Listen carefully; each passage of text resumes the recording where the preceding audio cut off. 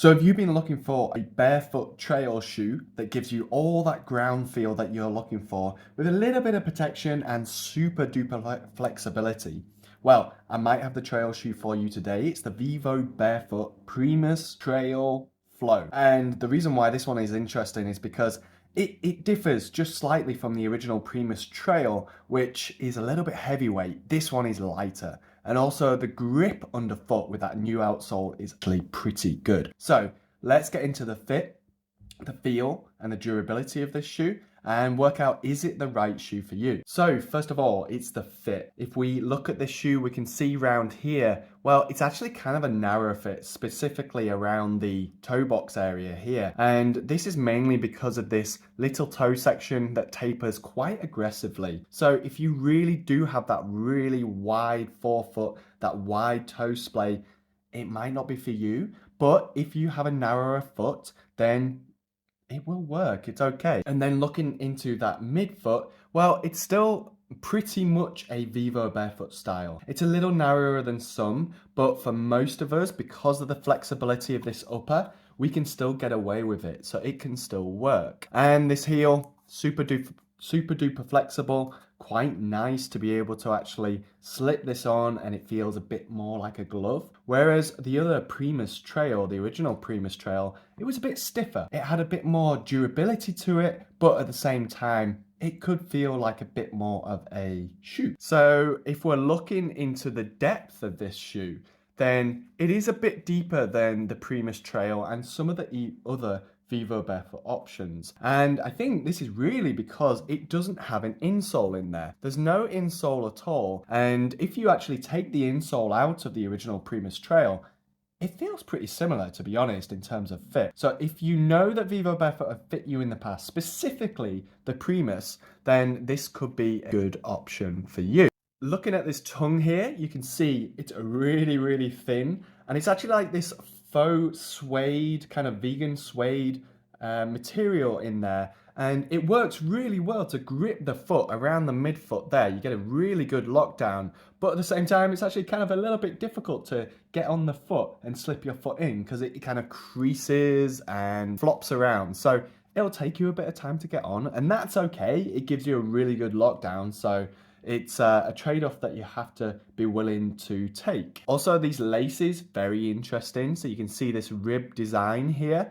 And these actually stay really nice and tightened, especially around these eyelets here. It kind of locks in place and then doesn't move at all, which is exactly what you want from a trail shoe. So if you've tried the Primus Flow before, so the road version of the Primus Flow, then this is pretty much identical, and well, it's the outsole that differs. So let's get into that with the feel of the Primus Trail Flow. So we can see here that it is a flexible shoe. You can twist it, you can bend it, and this upper is super duper flexible as well. And this is what they're going for with this model and this line, is very lightweight and also very barefoot. And when we're barefoot, we want full flexibility so we can actually feel the ground underfoot, and that's where the Primus Flow kind of works. Under there we can see that we have a nice outsole, and I will say that this actually performs much better than the original Primus Trail outsole. So the Primus Trail outsole is like a cross design on each of these lugs. This is back to the traditional kind of chevron design, which for me has actually worked very well. You can see it's not super deep. It's probably about 3 mil lug, I would say. So it works okay dry to wet conditions, but definitely not mud and sloppy conditions. That said, I had much better experience in these than I have done in the original Primus Trails. Underfoot, you do have a little bit of midsole through there, so it's a bit of cushioning. To be honest, you wouldn't know that unless you actually, well, listen to me and you find out. But to be honest, it feels like a very low to the ground shoe, and you get a lot of ground feedback. And that's one thing to say. If you are not used to barefoot shoes, then go careful jumping into this, because it will activate your feet a lot. And if you're not used to that kind of barefoot feeling, then, well, it's gonna hurt. It might even damage or injure you. So just go slowly, only run I don't know, 5 minutes at a time at the start and then progress from there. Otherwise, the upper feel is super duper flexible, like I said before, and that's because these materials are very, very minimal. And that does have trade-offs, so I'll come to that in a minute with durability.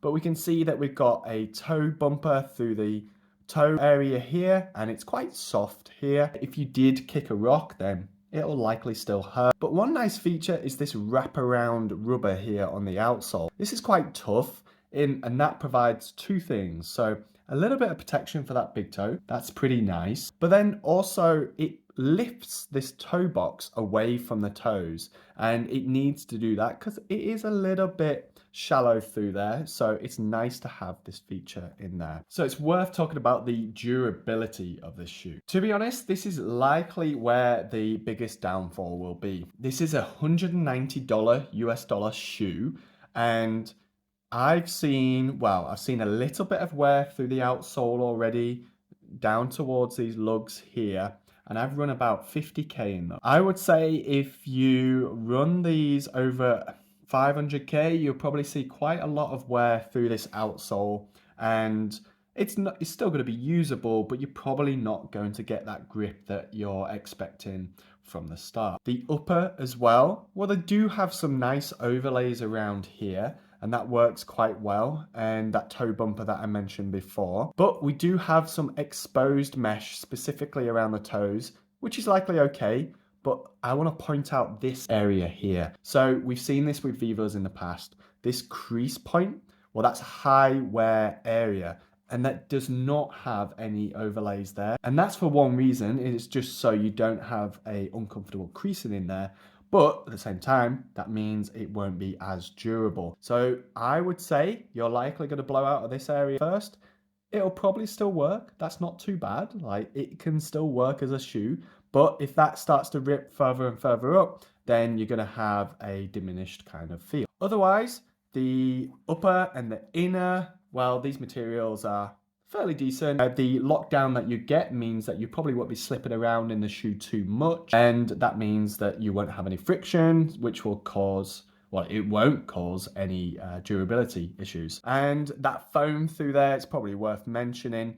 It may flatten out a little bit, but it's only a couple of millimeters, so you won't even feel it, to be honest. Even when it flattens out, you won't really notice it. This is not like a cushion shoe where cushion is all that matters. This is mainly a rubber outsole with a tiny little bit of cushion in there. And it's worth saying, I suppose, if you do step on like sharp rocks or roots or anything like that, you're going to feel it. They are quite minimal, and they are some of the most minimal trail shoes that I would run in personally. And it's probably worth mentioning right now, I've really enjoyed it. They've been really good to run in. Aside from this slightly narrower toe box, which hasn't been perfect for me, I think they're a very decent performance trail shoe. So, as for a conclusion, should you buy this shoe? It's an expensive shoe, there's no doubt about it. And although it is a very performance-oriented, good barefoot option, coming in at 230 grams in an EU42,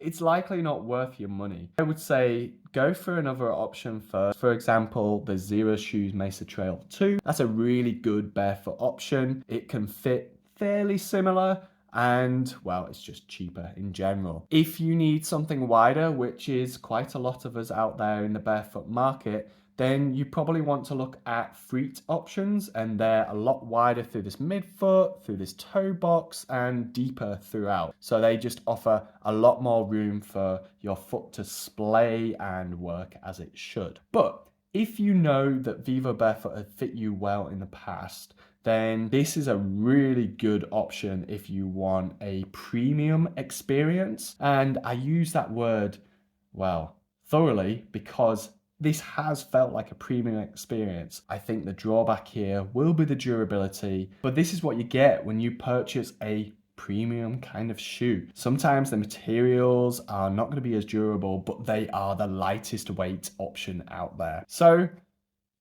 give it a go if you're looking for that kind of thing, and let me know how it goes for you.